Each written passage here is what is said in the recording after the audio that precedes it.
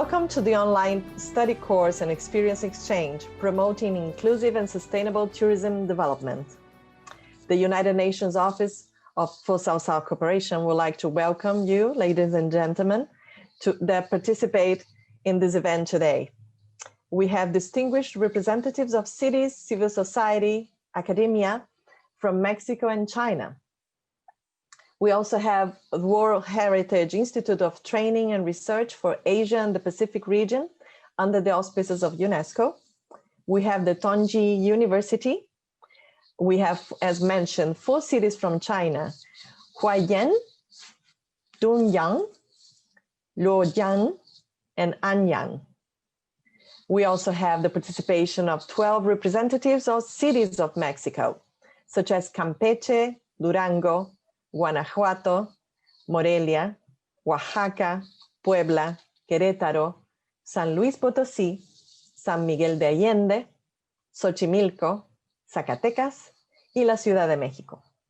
The United Nations Office for South-South Cooperation, hosted by United Nations Development Program, was established to promote, coordinate, and support South-South and triangular cooperation globally and within the United Nations system. UNOSSC initiated Silk Road Cities South-South Cooperation for Sustainable Development Project, the Cities Project, with the support from the government of China to promote South-South and triangular cooperation at the city level. The Cities Project aligns its support with engagement and ownership of local authorities and stakeholders and respond to demands from partners on capacity development, knowledge and technology, and expertise exchange. Inclusive and sustainable tourism development and recovery is one of the key project focuses in 2020, as tourism has been the most hard-hit sector in the COVID-19 pandemic. Aligned with a Build Back Better approach, UNOSSC launched the Travel South over Cloud, the webinar series under the Cities Project for South-South exchange and sharing among southern cities, an institution on leveraging digitalization and innovation for tourism recovery and growth. The National Association of Mexican World Heritage Cities has been actively sharing Mexican good practices in heritage site protection and leveraging digitalization for the growth and recovery of the tourism sector in this webinar series, which received 235,000 views globally. Given the strong impact and momentum, in response to the common interest in capacity development and demands for partnership building from city partners in China and Mexico, UNOSSC Cities Project coordinated with Mexican Association, China Association of Trading Services, CATIS, and UNESCO Asia Pacific Heritage Training Institute, and mobilize academic and city partners from China and Mexico who have demonstrated relevant expertises to join this 2-day study course and exchange. Now I'd like to present the Deputy Director of the United Nations Office for South-South Cooperation, Xiaojun Grace Wang. Over to you, Grace.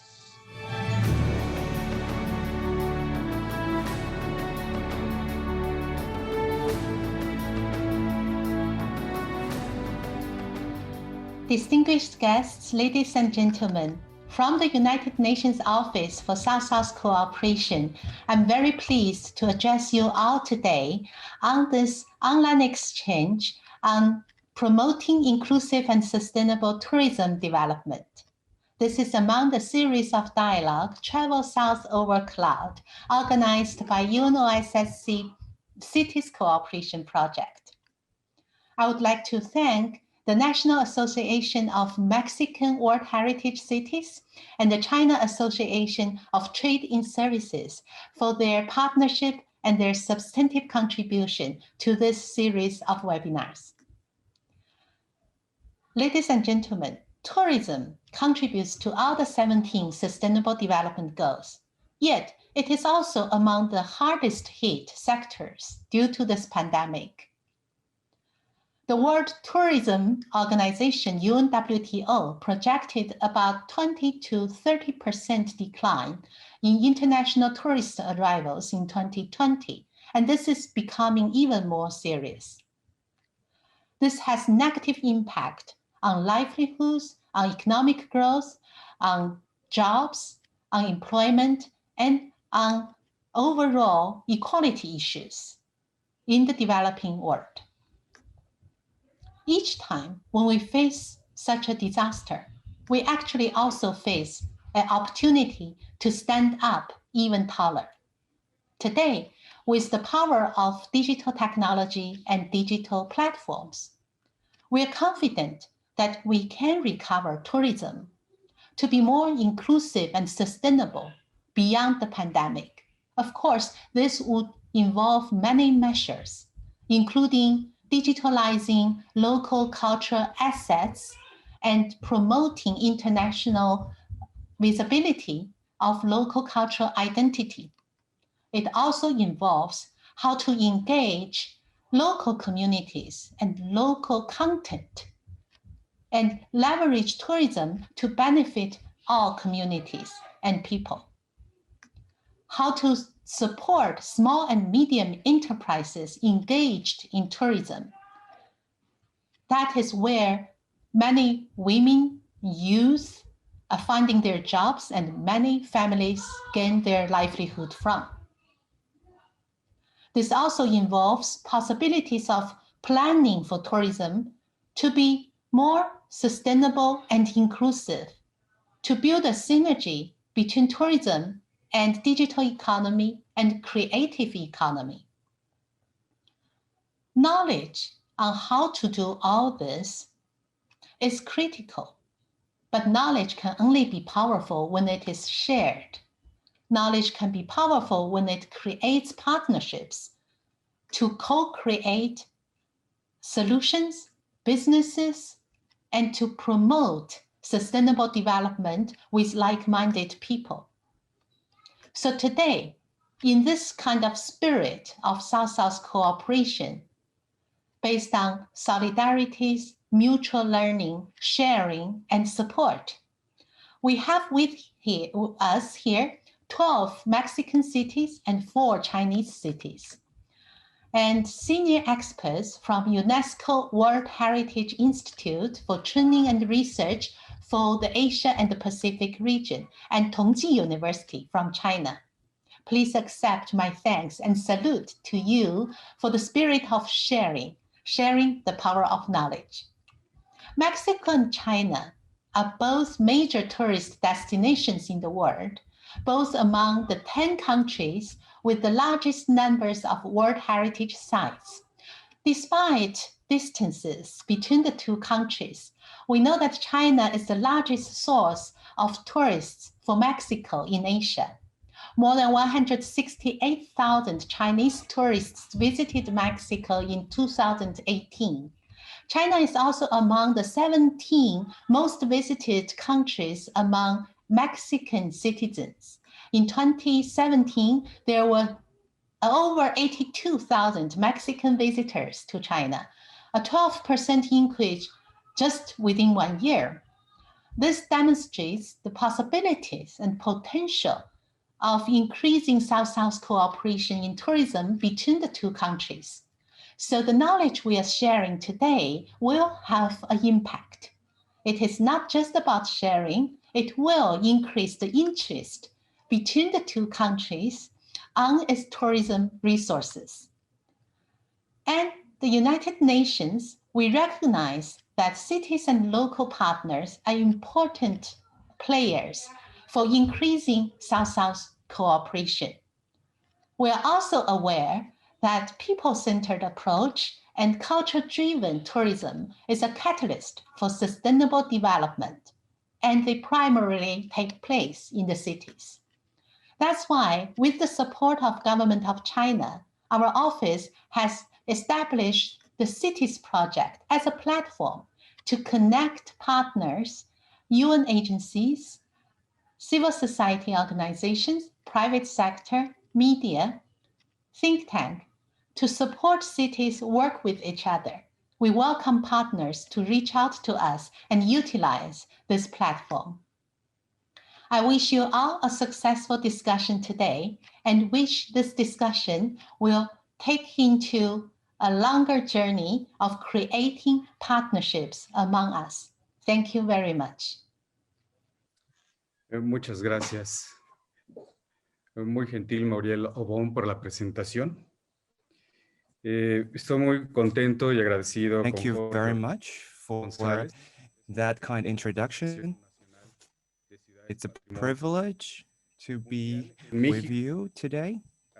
También a su presidente, José Carlos. It's also a privilege to speak to all of you at this repentina de la COVID que no webinar.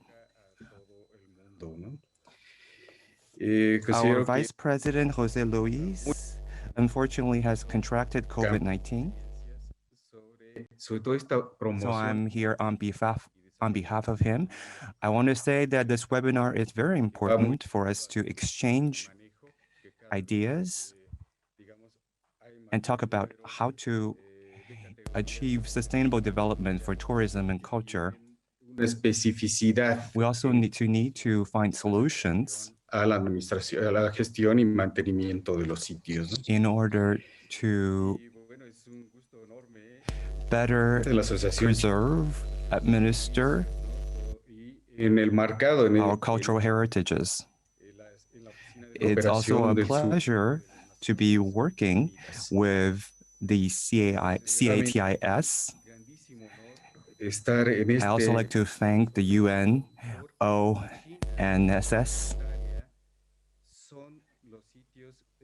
It's a privilege to be here today.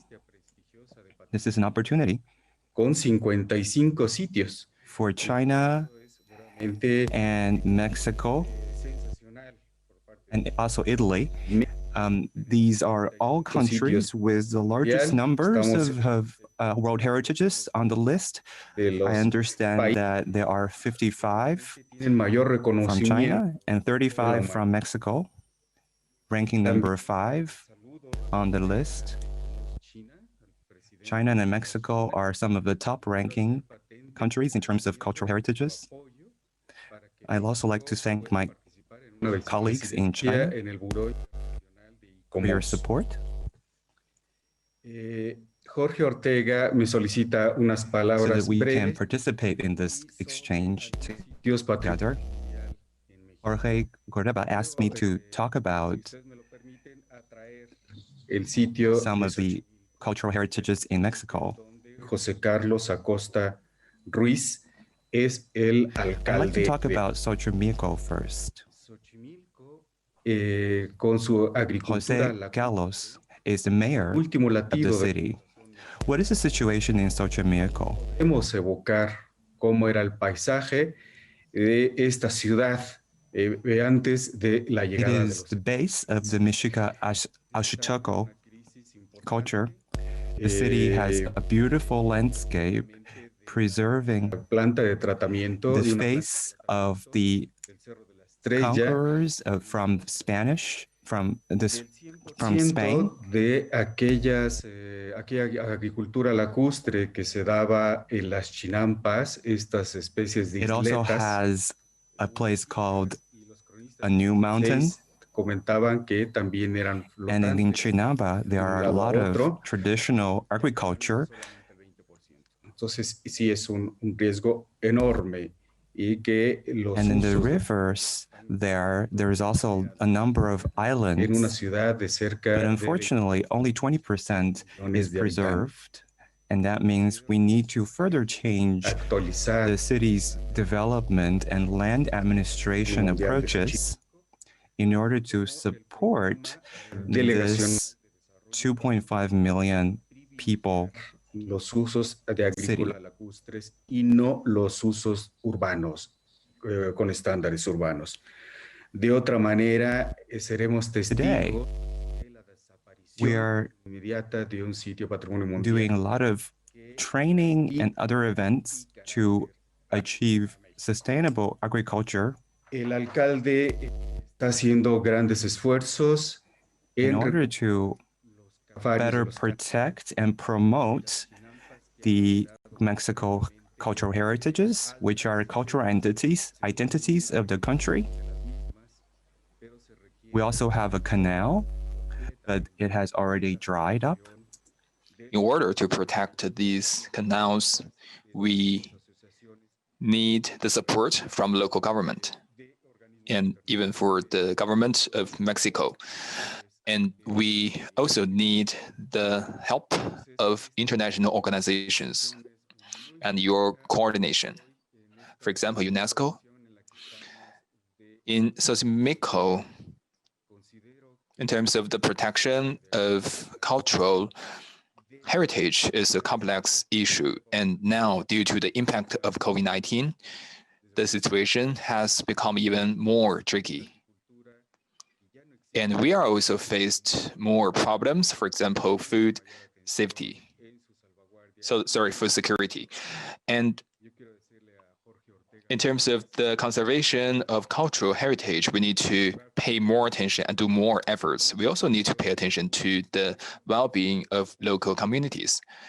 And using this occasion, I would like to express my gratitude to organizers of this event.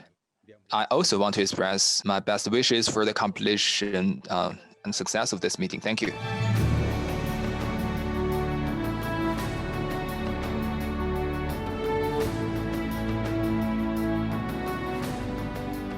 The title of my presentation is A Brief Introduction to Cultural Heritage Conservation in China and Differences between China and Mexico. Both are very big countries, and we have very long-standing economic and cultural exchange ties.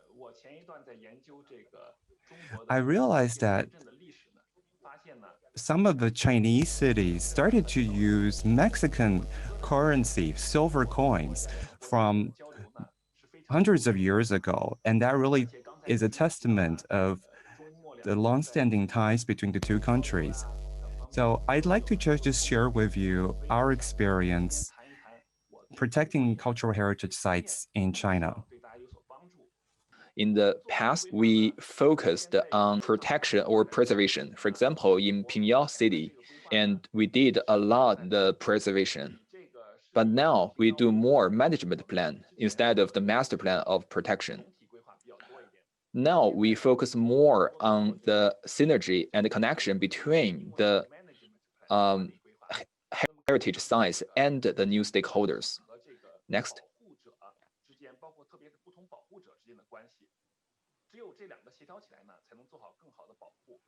Here we have some case studies. You can see this is ancient waterfront town. And I live in Shanghai, which is very close to this area.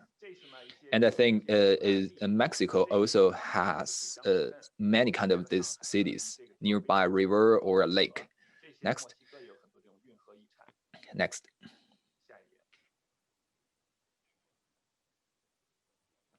Pingyao City. This is a Wutai Mountain and the Xihu Lake. These are cultural sites. Maya Azteca of Mexico are also very famous cultures. And you can see this is a combination of landscape and the cultural sites. We not only need to protect the natural landscape, but also to protect the connection between the landscape and the cultural sites. Next. China has a feature in the preservation and conservation, which is we focus on the connection between the natural environment and the cultural heritage.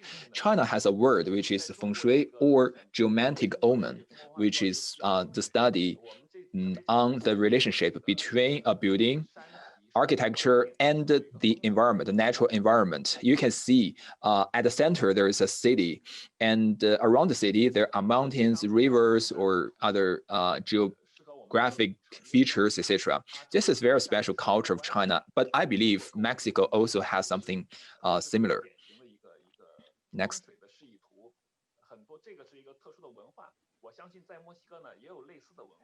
This is another example. You can see the map of the city, and you can see when the ancient people did the planning, they already considered the relationship between the architecture and the environment surrounding the city. You can see this is Beijing. There is a central axis, and you can see the city is in a harmonized way embedded in the environment, in the nature, and also the culture combination is also very harmonious. Next.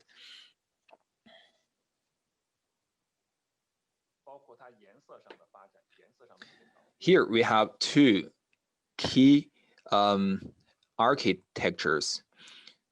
Sorry, the speaker was speaking the previous slides. Next.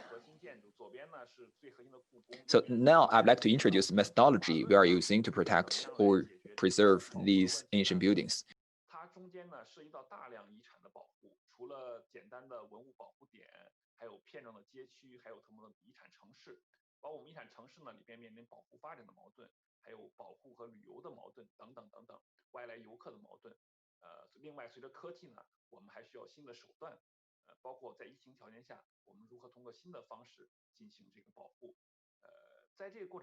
Therefore, we need to build new mechanisms so that we can better protect the places and to encourage innovation. If we don't have good systems, we cannot have a good development. I will show you, because of the excessive technology and also urban transformation, urbanization, some heritage has been destroyed and changed. And the issue is how to protect the sites in architectural designs and heritage-based urban rural renovation. That's the architect's reflection, because I'm from architecture background. And the third issue is how to protect and publicize and promote the World Heritage buildings in Gulangyu, because Gulangyu became one of the UNESCO World Heritage Site in 2017.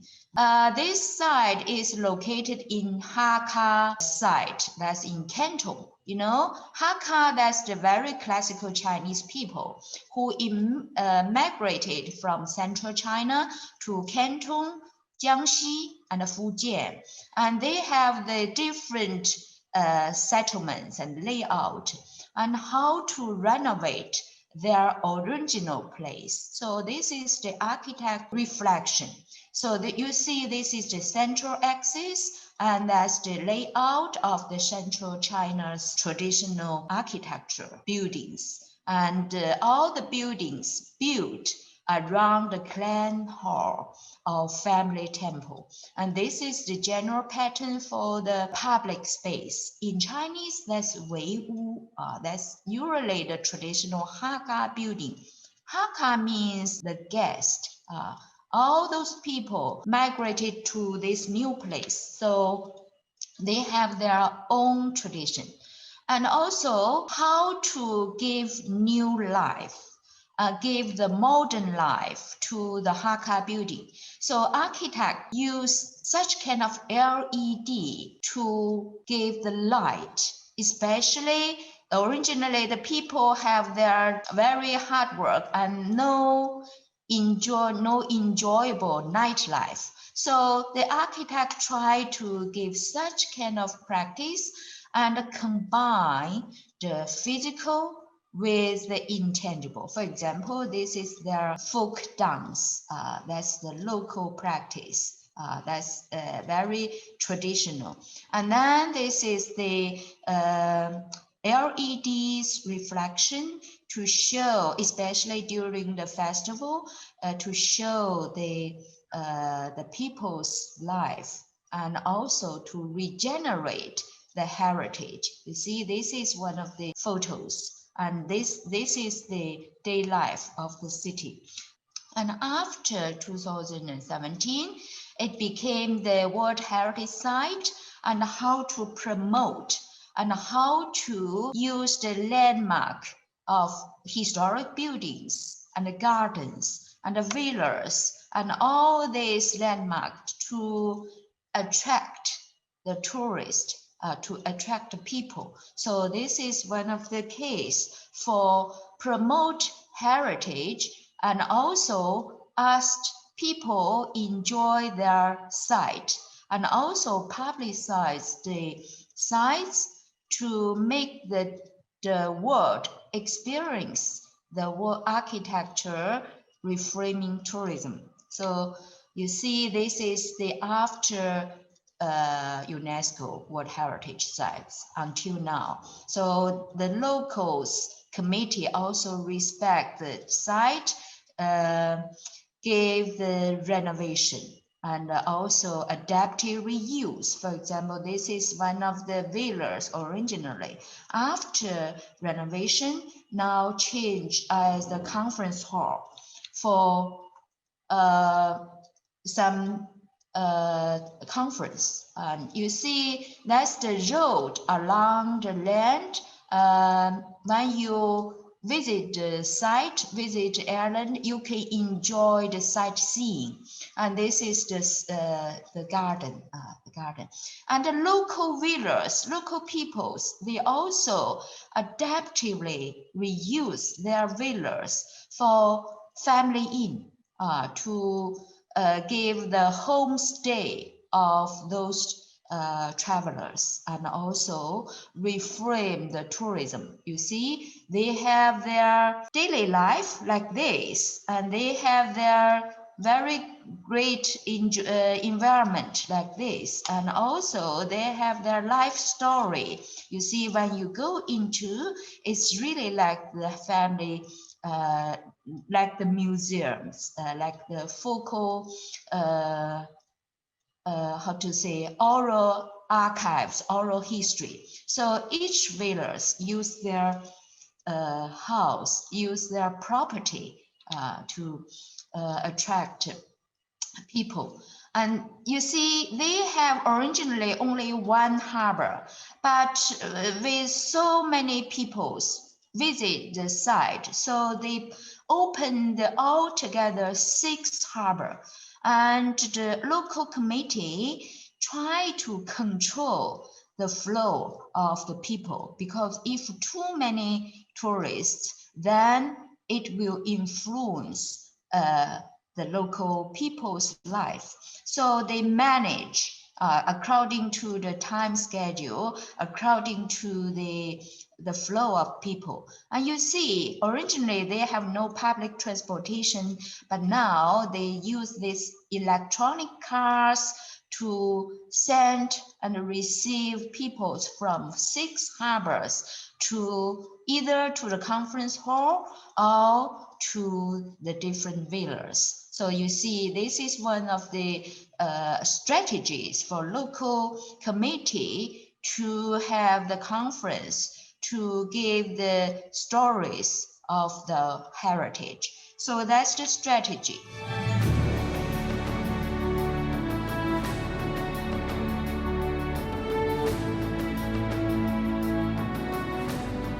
La sonrisa de sus ojos, de su piel, de sus manos mágicas en donde nacen las estrellas, las calaveras y los pianos. Es su cielo, es su gente, es su beso. Así se siente el latido del corazón de México.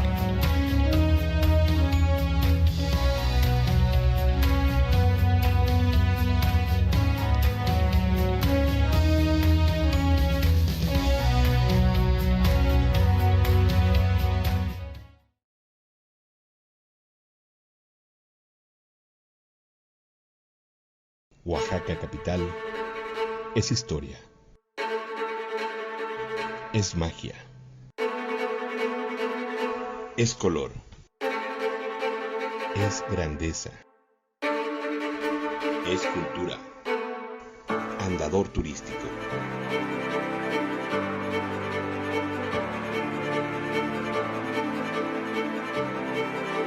Calendas.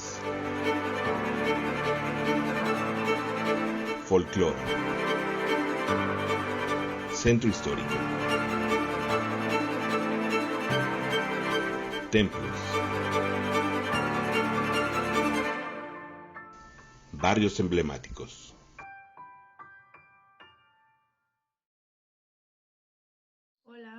Hello, everyone.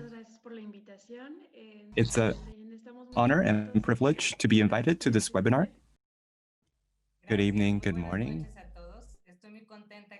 It's a privilege to represent the city of Oaxaca. Oaxaca is the capital of a province.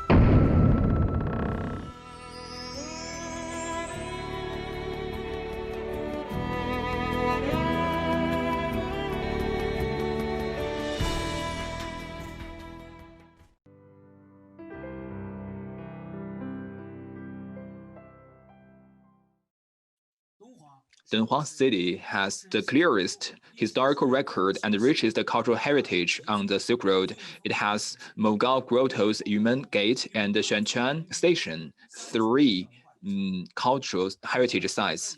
With the development of the Belt and Road Initiative, conservation and the repurposing of Dunhuang's world cultural heritage is facing unprecedented opportunities. In recent years, Dunhuang City has aimed to build ourselves a role model for the conservation and repurposing of global world cultural heritage. I will introduce some work we have done. Firstly, conservation first. We continuously enhance conservation of world cultural heritages, are shifting from rescue and protection to prevention and conservation.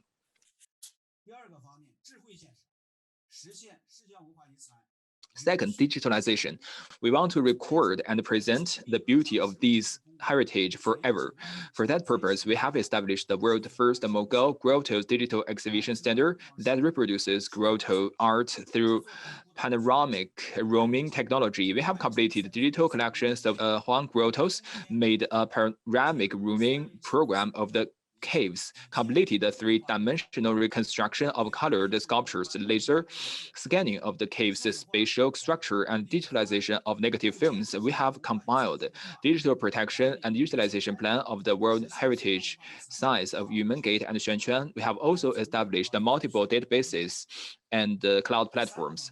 Thirdly, to enhance cultural development, we explore the value contained in these heritages, trying to find a connecting point to better lives of the people and these heritages.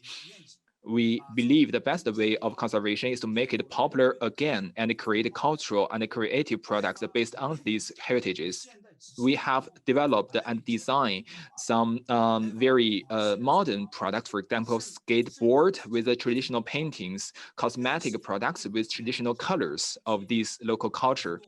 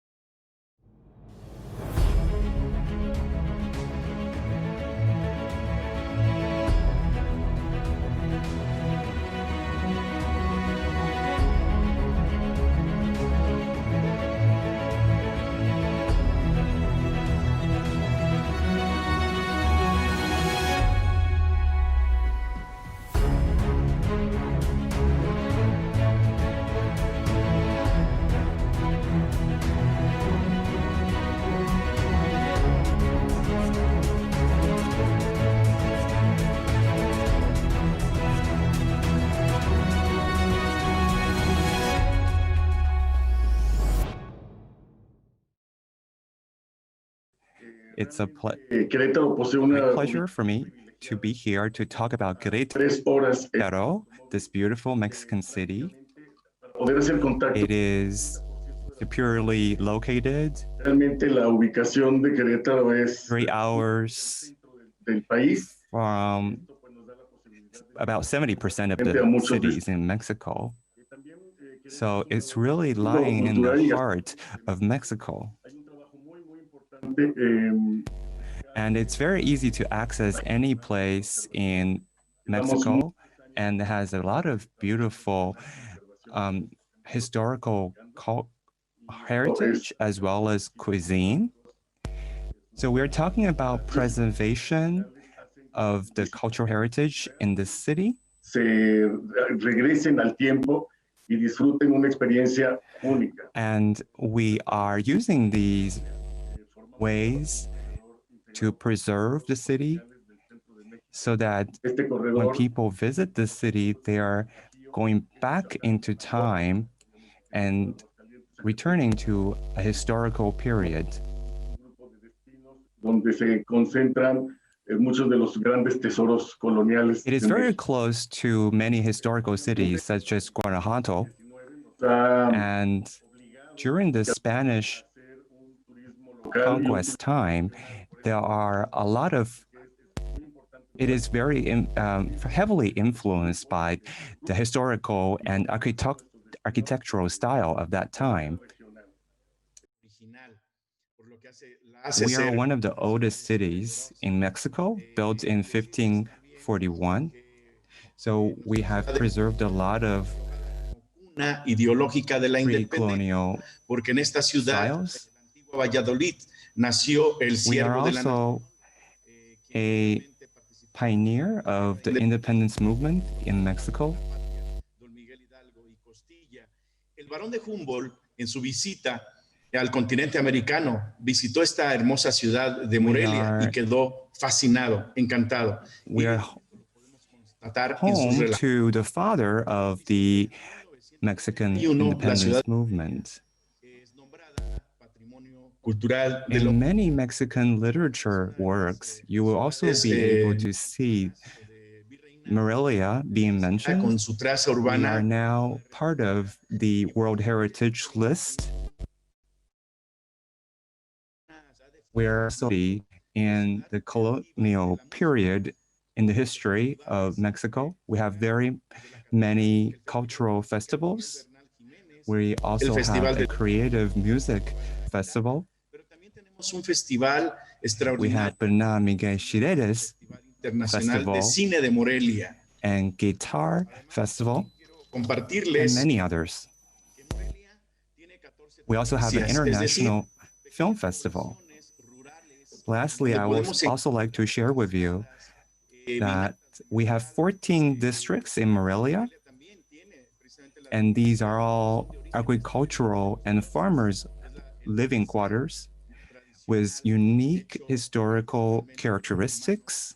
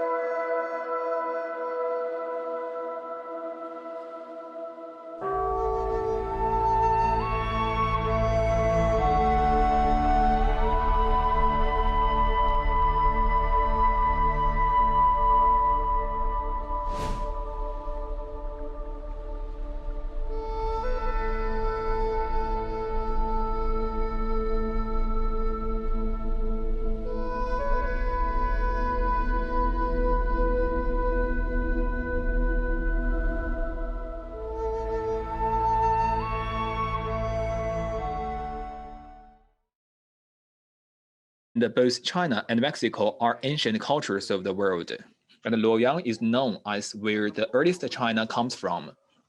Luoyang is located in the center of China. It's the birthplace of Chinese civilization. It's also one of China's cradle. And ancient maps and literatures discovered here, which were created 6,000 years ago, are known as the Universal Rubik Cube of China. And the first dynasty of China, Xia Dynasty, set its capital here. And the 13 dynasties established their capitals in our city. Hundreds of emperors ruled here. The city has a history of more than 4,000 years and a capital history of more than 1,500 years. It is the earliest and the most lasting capital of China. Luoyang City is also the eastern starting point of the Silk Road and the central hub of Grand Canal. In Sui and Tang dynasties, it has the Longmen grottos, relics of Luoyang City. In Han dynasties and Guoyuan relics, Dingding Gate ruins, and the Hanjiachang ruins and Huiluochang ruins. In total, 6 World Cultural Heritage Sites. China's Mother River, the Yellow River, passes through Luoyang, and the majestic Taihang Mountains and the beautiful Fuji Mountains give Luoyang beautiful, clear waters and green mountains. There are 2 World Geoparks. In 2019, Longmen Park took the lead in achieving full coverage of 5G in all 5A parks in China, and we have become a national benchmark. 5G digital integrated management platform has been built to improve management, tourism services, to do the flow monitoring and smart guiding service. And we also provide VR experience, travel over cloud with AR. In 2018, we promote the model Internet Plus Longmen Tour, and this model won the 3rd prize of 14th United Nations World Tourism Organization for the Public Policy and Management Innovation.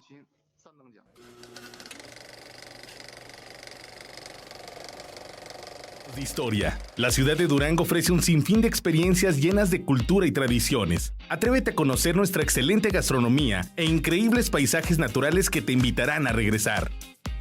Declarado el tercer estado más seguro del país y nombrado por la Secretaría de Turismo del Gobierno de México como un destino económico, Durango te invita a disfrutar de su belleza única. La ciudad de Durango ofrece distintas opciones de hospedaje para cualquier visitante y presupuesto, garantizando una estadía placentera y un trato cálido de parte de personal capacitado, dispuesto a hacerte sentir como en casa. Contamos con más de 2,000 habitaciones de 3 estrellas hasta categoría especial, ubicadas en zonas estratégicas muy cerca a los atractivos de la ciudad y con todos los estándares de calidad adecuados para los turistas de todo tipo. En Durango se encuentra el centro histórico.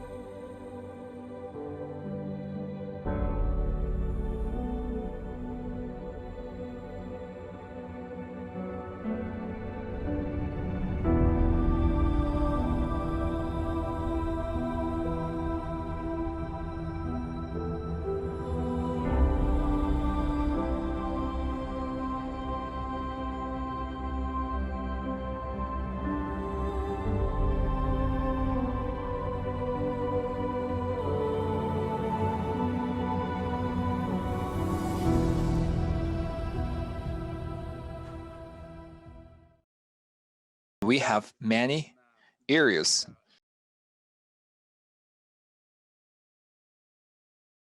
classified by UNESCO as historical heritages or sites or buildings.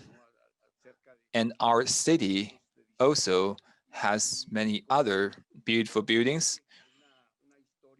And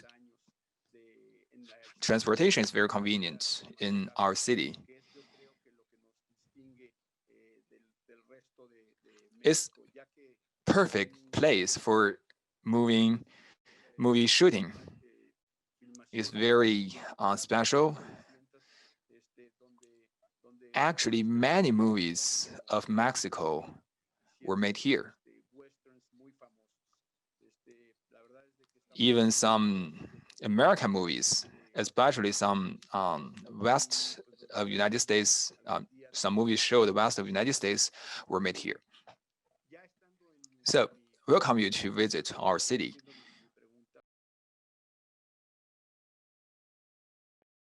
We got to know many beautiful places and the historical cities. Very happy for me to know you.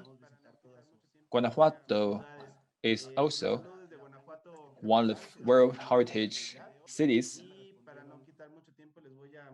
I believe by watching the promo video, you already have a basic idea of our city and our heritage sites, as well as our advantages in terms of tourism.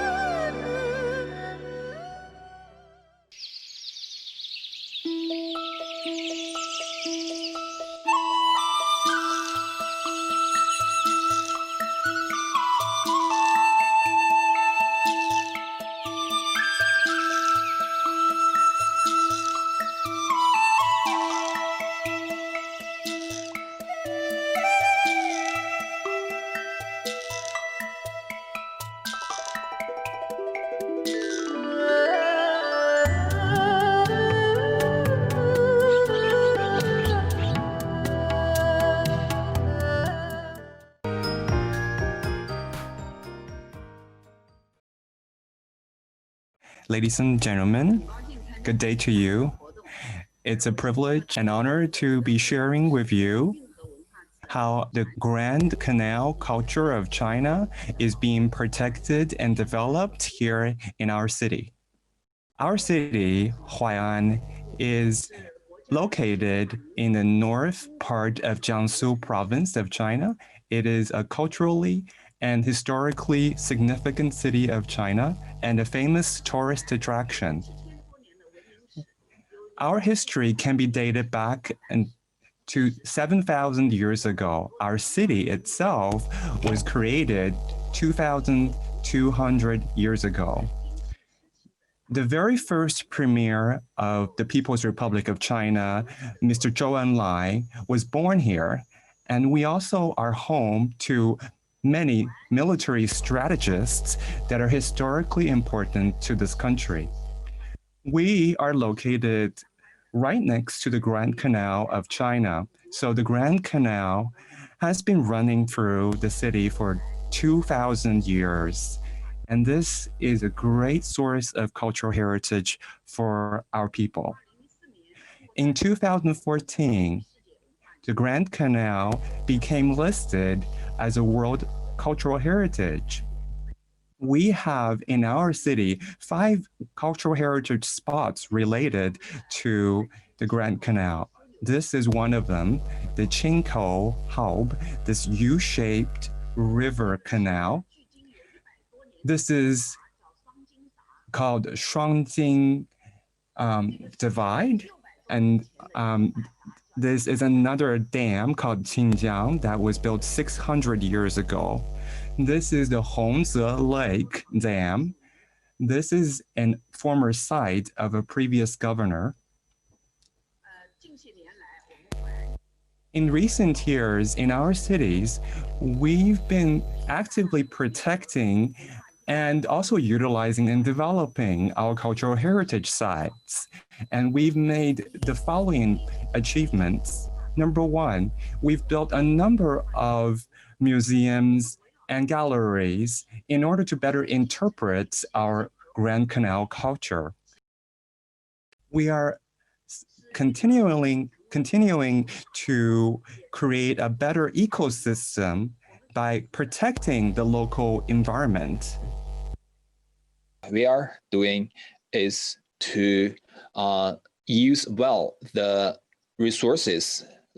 We have been done is to hold cultural activities to promote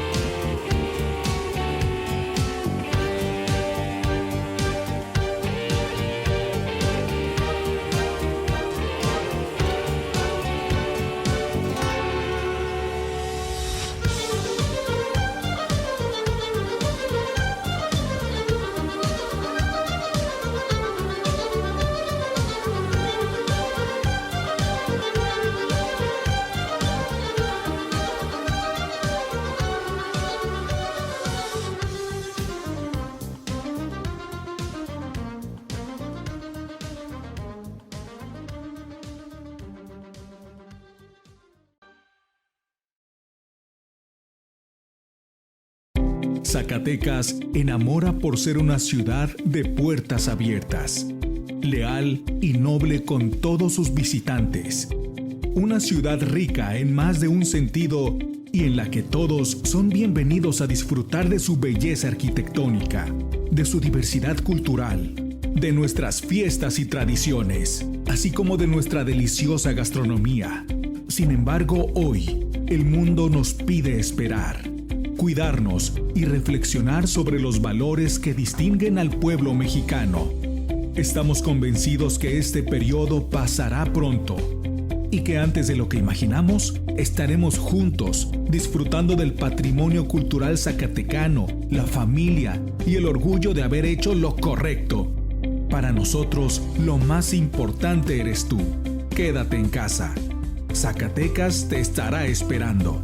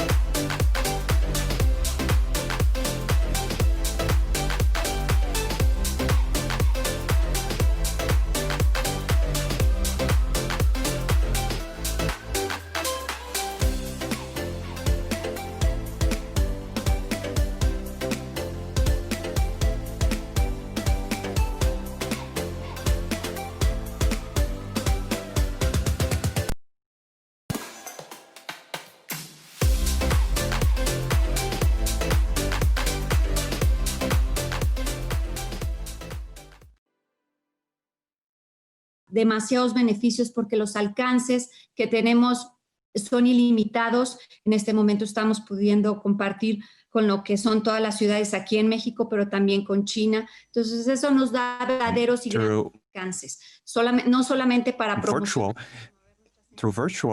sino también para buscar las rutas de cómo conectar, de cómo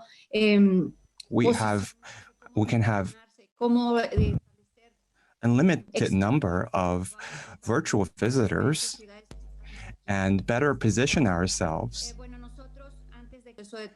And this will help us better exchange ideas. And we started digital tourism explorations. We have a website, and that creates a virtual tour guide. Whether you are a visitor or a citizen, you can see the various aspects of our city, so that we can have music festivals and other conferences to promote digital experience. And now more than 150,000 people have visited us virtually and digitally.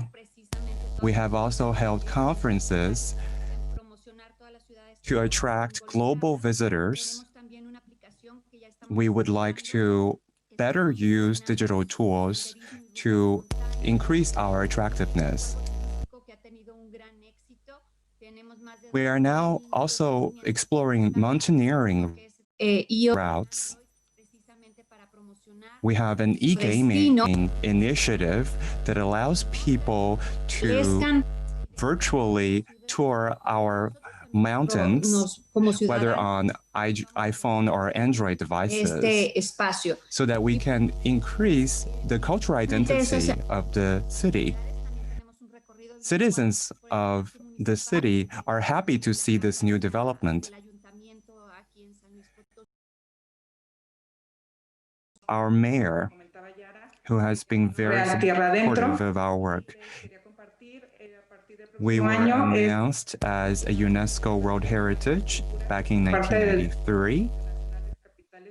We are also an important city built in the Spanish colonial period. We have a rich and diverse culture.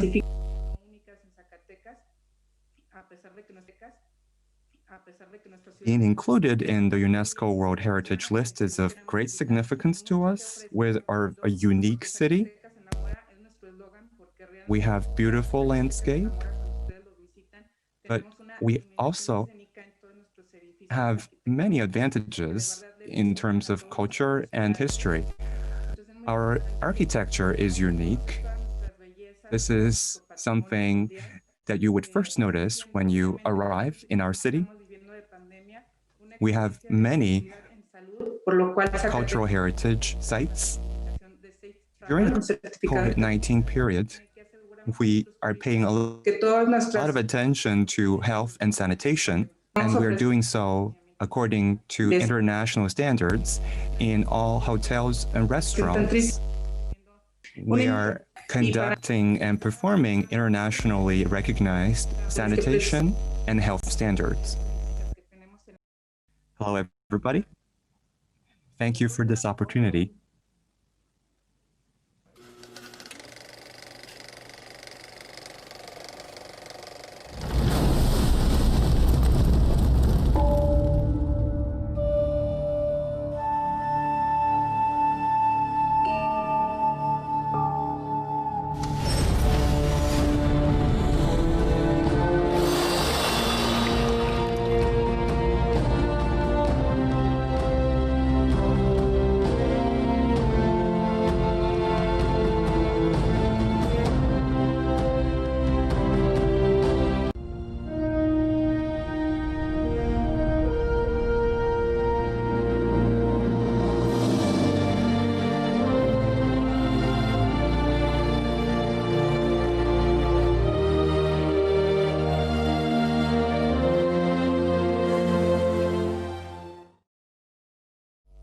Is the preservation of Yingshu as well as research and development. Yingshu is the very first ancient capital site in Chinese history that can be examined by literature and confirmed by oracle bone scripts, as well as archaeological excavations. We are strengthening the administration of the preservation for protection and preservation, as well as archaeological discovery. Thirdly, we have increased investment in the preservation. We have invested 1.6 billion yuan to renovate the facilities in Yingshu, as well as to make the area greener. On an annual basis, we invest more than 2,600 million yuan, so that the heritage landscape has taken on a new look. We have also invested 120 million yuan in implementing smart technologies, such as drones and electronic monitoring. Fourthly, we have also strengthened legislative guarantee. The protection of Yingshu is included in the legislation of the Henan Province People's Congress. Secondly, we stress the importance of research and development. First of all, academic research. We have worked with top institutions of higher learning in China and abroad to build a Oracle's Bone Scripture Research Institute. We've also devised a plan for Yingshu National Archaeological Site and defined 4 major projects. They are the Yingshu Site Museum, the Yingshu National Archaeological Site Park, and the Wenlu New Town, as well as the transformation of the yarn factory in northern Henan. We'll be investing about 1.3 billion RMB.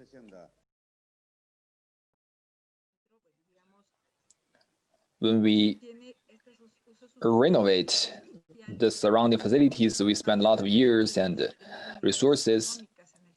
We also attach importance to the impact and influence of the changes on local livelihood.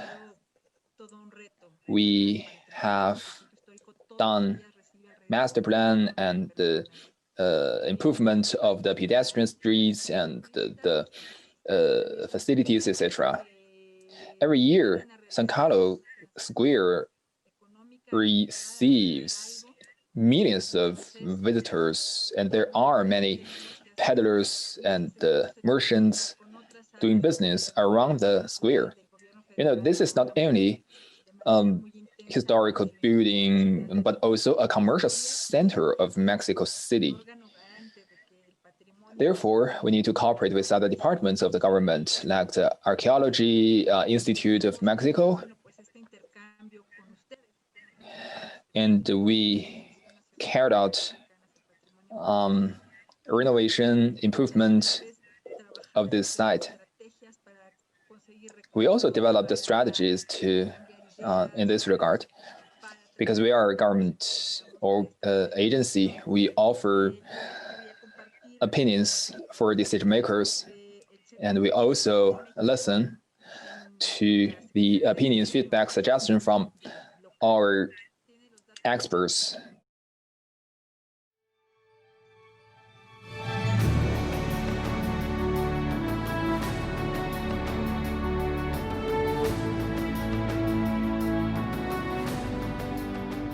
In rural areas, which kind of measures can be taken to promote high-quality, responsible tourism and visits?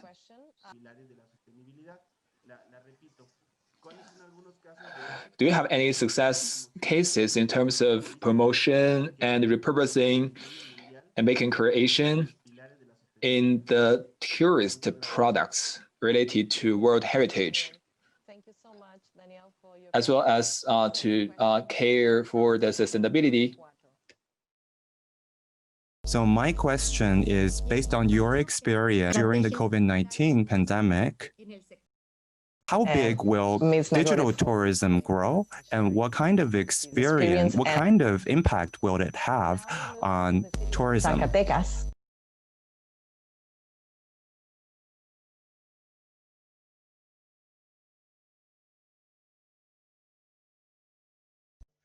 One friend from Mexico asked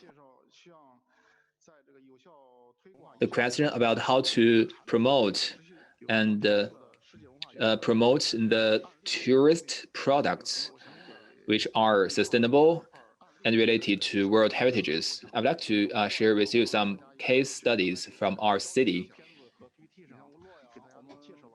As I just introduced in my presentation, Roman grottos are important World Heritage sites of our city. Since 2000, it was when it was listed as World Cultural Heritage, and many important changes have happened. Back to 2000, we only have 450,000 visitors, and nowadays, every year, we have 4 million visitors. At 2000, it was only a park, and now it's a comprehensive resort of tourism. And our friend from Mexico asked me how to promote related products which are sustainable and related to heritages. And first thing is conservation. It's a good balance of conservation and repurposing or utilization. After Roman grottos were listed as World Heritage, we enhanced our conservation work. We established a task force to enhance preservation and conservation. Every mural, every portrait of Buddha, we archive them and digitalize the documents. And in this way, we not only archive the information, but also can show it in a digital way. At the same time, we also enhance our publicity and promotional works, because we need to make more people especially our friends from other countries, know that this splendid culture which can be back to 1,000 years ago, because not only there are temples, there are also lives, there were people living here, and special cultures, etc. And this is the core part of cultural heritage conservation. Therefore, in these 20 years, we have laid a solid foundation for comprehensive utilization or repurposing. Next part is, if we want to design a good touristic product, we need to have good environment, a healthy environment in a broad sense. And I think nowadays, touristic environment has improved a lot. Convenience, comfort are very important for tourists. Before, Longbeng grottos were listed as World Cultural Heritage, the facilities, infrastructure were poor and not very convenient for tourists. After grottos were listed as World Cultural Heritages, we enhanced our work to make facilities convenient, comfortable, and complement the place and equip the place with modern infrastructure and facilities. Without comprehensive auxiliary facilities, you cannot attract more tourists, and you cannot produce and promote products of your resources. And you also need to feature some special characteristics of your places. For example, in the past, we didn't have any night tour, but now we have it. We have lighting performance and some shows so that tourists, they can have a tour in the evening. And we also try to use resources and make most of use the like traditional Chinese culture like calligraphy or carvings, etc. And I think a good product of tourism needs to combine both history and culture. The third thing I think is to combine culture and tourism. When we conserve the physical thing of these heritages, and I think physical protection is not difficult work, because we have these things bearing in mind, and we also have technologies. So physical protection is not difficult, but the synergy produced by culture and the conservation is more difficult. For example, if a foreigner visits the site, how do we make them understand this culture, and how do we make them, feel the greatness of these cultures? Maybe you have visited our city in the past. Maybe you just heard introduction of one temple or this cave, this grotto, etc. But now we have more ways to show these jewels, and we design multiple routes. And we also promote these sites by adding them into the textbooks of primary school pupils.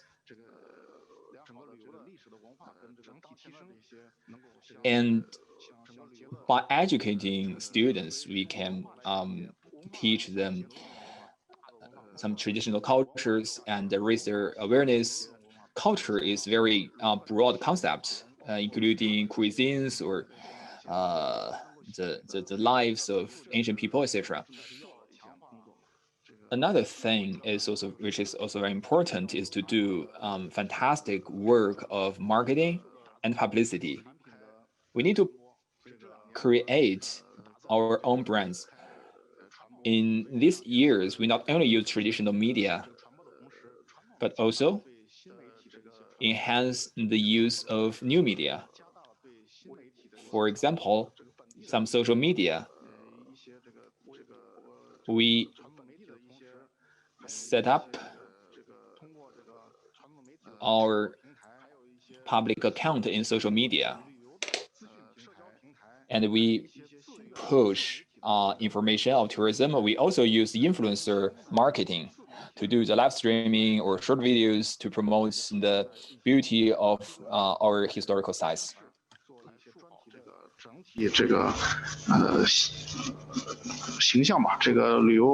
So we're using these efforts to improve our image as a tourist attraction.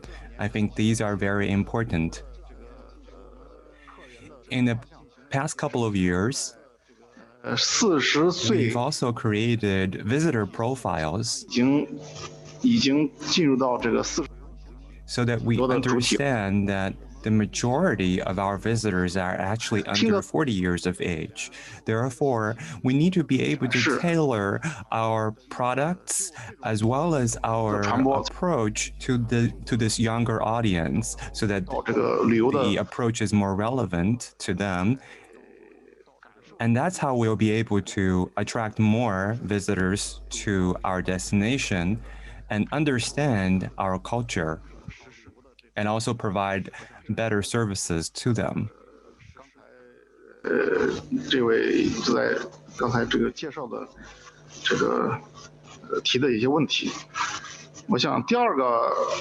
that's my response to your questions.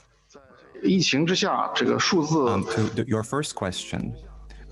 Regarding the second question about digital tourism during COVID-19 period, how big will it grow to become? And what kind of impact will digital tourism have on traditional tourism? Regarding this question, my personal opinion is that digital tourism is definitely a trend for the future. However, it is a very good complement to traditional tourism. We understand that tourism is all about experiencing for yourself on site. If you're not there in person, there's always something missing about the local customs and the scenery that you wouldn't be able to experience. So people is at the center of the experience. I think for digital tourism, there are likely to be a few development strategies. First, in terms of preserving heritage, digital tourism will play an important role into the future. In the past couple of years, in China, we are having a lot of digitalization efforts. Previously, a lot of the interpretation content were not digitalized and therefore less approachable or accessible to visitors. But today, with digital technologies, we'll be able to really bring back our visitors to the past and understand the culture and history behind the heritage sites. I think there is a lot of opportunity to further develop on that front. And secondly, digital tourism will also help us better manage tourist attractions and provide better services. In Luoyang, many of our local attractions have improved greatly in terms of how they are managed because we are using IT tools and digital technologies to make things much more organized.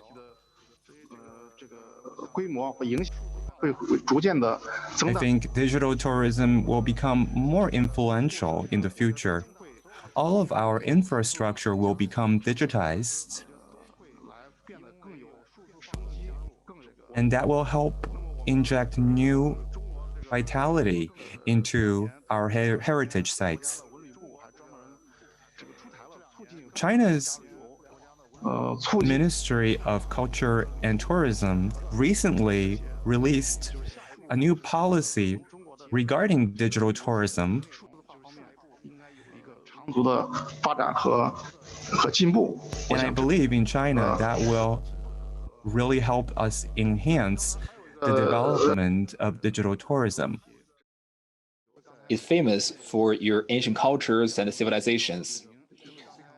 I've listened carefully the presentation and the introduction of previous Mexican friends, and you boast many important cultural heritages. And I think today's event is an opportunity for exchange. And could you introduce practices of Mexico to preserve your cultural heritages, especially in terms of how to use, how to repurpose your world heritages? In terms of culture, we have a lot of things in common between China and Mexico. Campeche is the origin of Maya culture, and we have many discoveries of architecture and archaeology, as well as many cultural heritage sites and natural heritage sites, etc. Campeche has very important work to preserve, discover, and promote and use these cultural heritages. And we also work together with the academic institution. And this institution is in charge of the study, protection, and utilization and design of these cultural heritages of our city. We have many historical sites which need to be protected and studied. And according to its status, to design how to repurpose the usage of these sites. Of course, we need to maximize the protection, preservation of these sites. We have excellent resources of historical sites, etc. If you have time, we welcome you to visit our city. Campeche is very beautiful. Not only we have Maya ruins here, but also we have ruins left by the Spaniards or the conquistadores.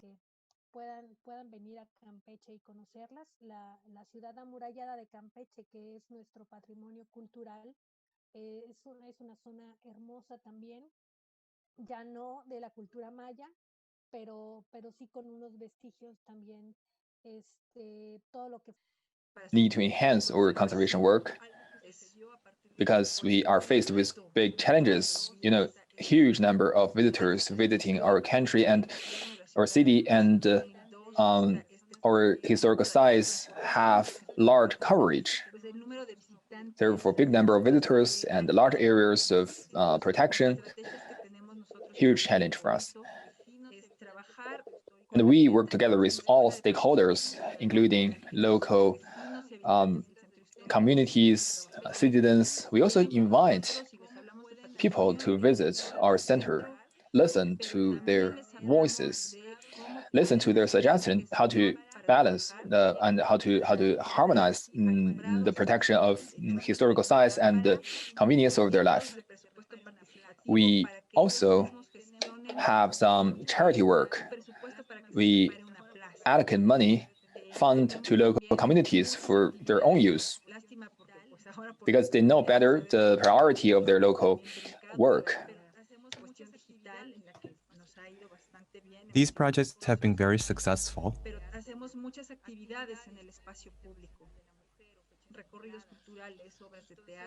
In addition, in our public places, we also have many different events. For example, walk tours to our theaters and other heritage sites to rejuvenate our historical areas. Everyone should be involved in the preservation and development efforts. Everyone should play a part in the utilization and preservation. So we involve all of our community residents in this effort. And we are also very much looking forward to establish relationships with Chinese cities in cultural tourism. I think we can start with cultural exchanges. At Mexico City, we are very willing and looking forward to promote trade as well. That is my presentation. Thank you very much. This is a very enriched agenda. It's a delight to be able to hear from our colleagues at the other end of the world and seeing that they have similar interests and looking at similar problems and issues that we are also paying attention to. We are together going to build a better world. At the end of 2020, this is such a precious opportunity. And I hope that we can all become sister cities in the future. I'd like to thank again my colleagues in Mexico and in China. The protection of immovable cultural heritage. How can we better facilitate access, especially to people with disadvantages, with disabilities? We want to inform you with something. As for now, in our city, Dunhuang, no case reported in our city. This is the first thing I want to share with you. Secondly, since the outbreak of the pandemic, although we didn't have any reported case, of course, this means we have done a lot of work under the leadership of multiple levels of governments. We think we have been quite well prepared. And we also have done a lot of work in the market of the tourism. Even we don't have any reported case, but we have developed emergency responses. And we know all China has been impacted hugely by the COVID-19, but now the restrictions are being lifted step by step. And the tourism in our city is recovering rapidly. As for this month, 60 to 70% of the visits have been recovered. So we are quite optimistic. At next step, we will do two things. First thing is to do prevention and control of the pandemic. Second thing, we will combine offline and online methods to do more promotion, marketing of our tourism so that we can attract more tourists, visitors to our city.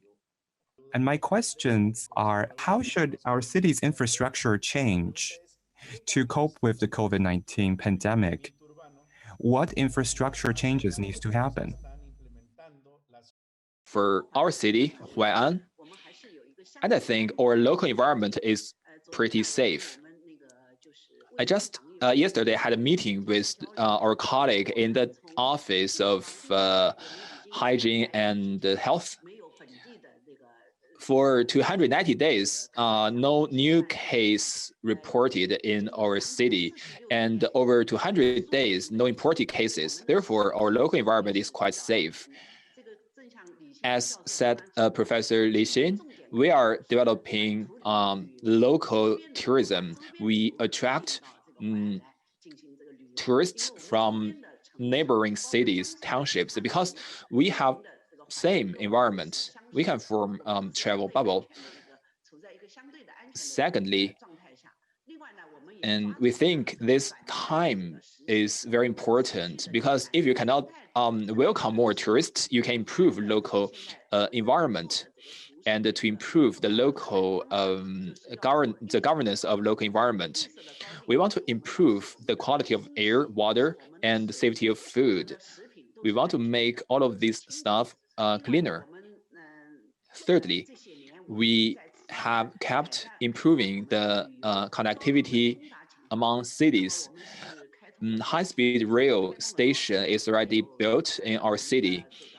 We also have increased the number of flights, airlines in our city.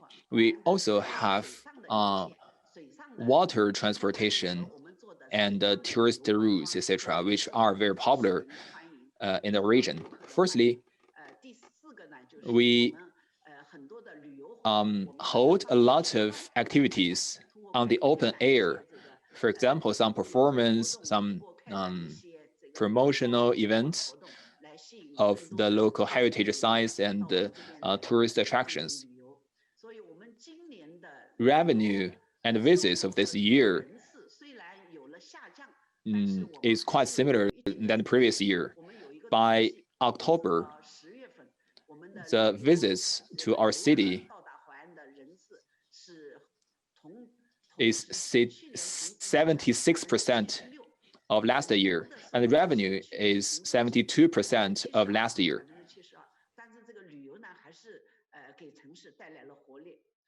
In order to be better prepared for this meeting, we read carefully introduction materials of the National Association for Mexican World Heritage. We are very interested. Maya de Caracolum has an area of 70 square kilometers. This is a huge site. How do you do the master plan, or how do you plan the tourist routes, and how do you deal with the relationship with local communities? This is the first question. Mexico has very high value of the heritage and a great number of sites. So if a Chinese tourist want to visit Mexico, want to visit these sites, if we have limited days, so which are your suggestion to visit, or do you recommend which city to visit, or do you have any route to recommend to us? Thank you. I'd like to respond to the questions from our Chinese friends. Someone talked about the fact that we have a Mayan culture site. How do we plan it? How are we planning for both protection and development? And how do we strike a balance between development and preservation, as well as people's livelihood? We have a huge central plaza in the city and 5 clusters of ancient architecture. We also have a route map. However, currently, there is only a few places that are reopened for public visit that are being preserved. We have this route developed that allows you to appreciate the beauty of both natural scenery as well as cultural heritage and historical heritage. There is a lot of cultural heritage in the Mayan city ruins, and this is a very important part of the human civilization. In Campeche, in particular, it's also a very important archaeological research site, and it is also this very important site for a local archaeological research institute. And therefore, we are doing a lot of work to preserve the site and also ensure the livelihood of people living nearby, to ensure that our work does not negatively impact their lives. Campeche is a small city.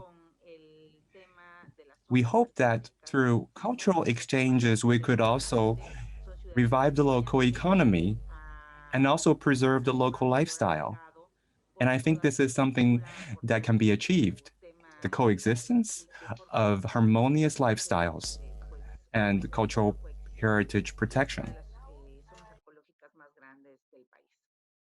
In this new normal, what are some of the challenges and opportunities for sustainable development of tourism And secondly, is it possible for our cultural heritage cities to achieve the sustainable development? Indeed, the whole world is faced with the same problem, which is unprecedented, because in the past, all countries were different.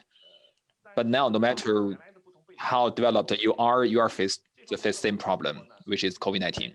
And all the cities with heritage sites are finding ways to have sustainable development. We have not developed a complete set of measures, but we can share some practices with you. We are doing several things now. First, because offline activities are impossible, therefore, we need to establish an online communication mechanism. And a lot of cities in China with heritage areas are enhancing their communication, publicity in an online manner, including today's event. Second, we need to promote, do some marketing promotion online. And we need to show the value of our heritage sites online. We can also use online method to promote sales of some souvenirs or products related to the heritage. And we also involved some local businesses to take part in this process. And we also embed some elements of heritage into some video games. And we also explore some multimedia channels. Thirdly, we give priority. For example, if we want to form some travel bubble, for example, you cannot receive visitors from afar, but we can promote local tourism. Because in China, China is huge, and maybe around your city, there are some primary schools or some other institutions, especially during summer holiday or winter holiday, or even during weekend, we can develop some courses or some visits of the students. And we also need to go deep.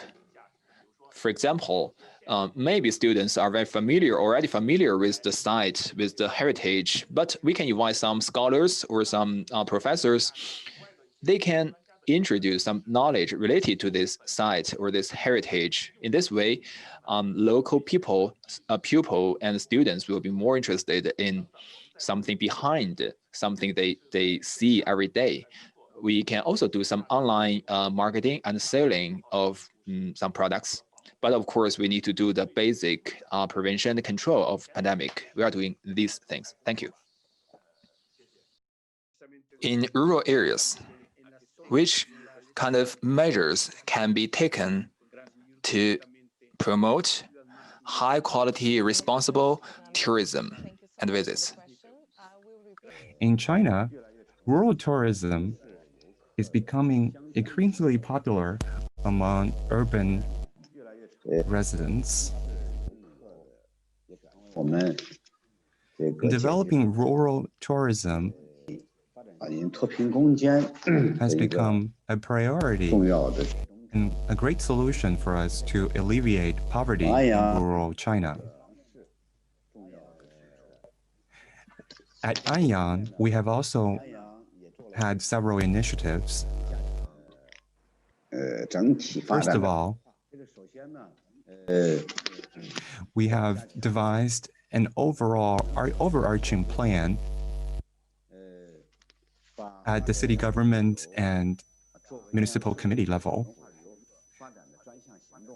We are prioritizing rural tourist attraction development, and we have set out several goals and priorities.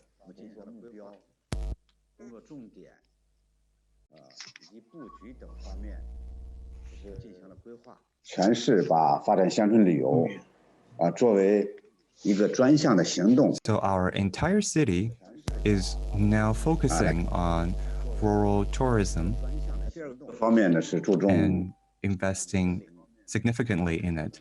Secondly, we are creating models and new initiatives.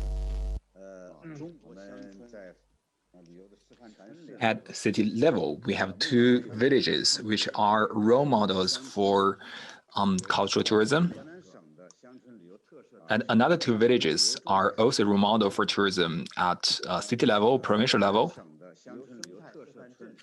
And we also have villages of ecological tourism at provincial level. So many townships and villages improve their local residents' income and life by doing tourism. This is the second part, that we certify a series of townships and villages. The third work we are doing is to help villages or townships to develop their special features or special touristic resources. And we also try to help these villages or rural areas to distinguish themselves from neighboring areas. For example, in Lingzhou village, they are nearby Taihang Mountain, which is a very famous mountain in China. And they developed special features or touristic resources according to the special features of Taihang Mountains. And these villages also make the most of special geographic features to offer adventures in trekking, as well as campings, etc., to attract young people and high-quality tourists to visit.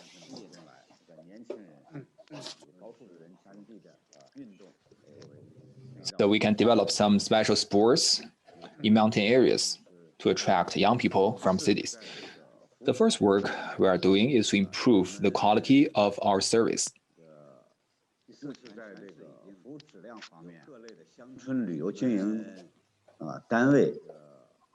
And we have over 1,000 businesses in tourism, hotels, etc., especially in family hotels. And we also help these enterprises or businesses to develop their own styles so that the young people from big cities, they can understand and that they can feel the local atmosphere by living in the apartments or homes of local farmers. Another work we are doing is to form regional name card or brand. For example, calligraphy or some singing, opera, or some special paper art, etc. So we can form some regional or local brands of these special Chinese arts. And in this way, we can combine culture and tourism and add more value to local tourism. We also organize special festivals or activities to promote tourism of these places. And we also explore some traditional cultures or some traditional festivals. And we are doing a series of pilot programs, but we have just got started. And we are still in the ongoing exploration. We also want to discuss and exchange experiences from our friends from Mexico so that we can learn each other and improve each other. Thank you.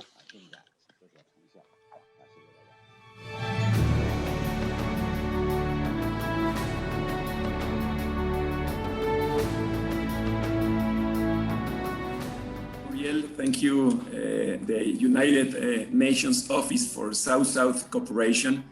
It has been a wonderful exchange during these 2 days, China, Mexico, Mexico, China. In the current context, destinations that depend on international markets are likely to be the most affected in the short term. Places where there is a strong dependence on tourism, local jobs and businesses are vulnerable. This kind of dialogue around the potential of heritage assets helps to identify strategies to develop regional attractiveness and to improve it. World heritage sites are undoubtedly a key asset of local communities, on the basis of which attractive strategies can be built between the different levels of government, civil society, creative industries, private sector, and visitors. The COVID crisis has had an impact on local tourism SMEs. We need to enhance their ability to innovate. In this sense, the Mexican Association created a digital platform for economic reactivation in Mexican World Heritage Cities. The Mexican World Heritage Cities Association has proven to be a successful organization that unifies efforts of 14 cities, has been an initiator of shared strategies among its members to contribute to a more balanced regional appeal in Mexico. Now, the challenge ahead is to promote the ability to adapt to change and develop resilient and sustainable cities.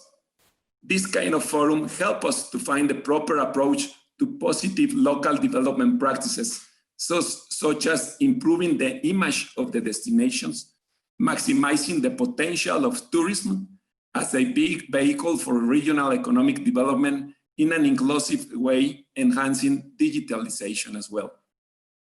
We would like very much to work together with the Office of South-South Cooperation to build strategies to boost territorial attractiveness and promote local quality standards.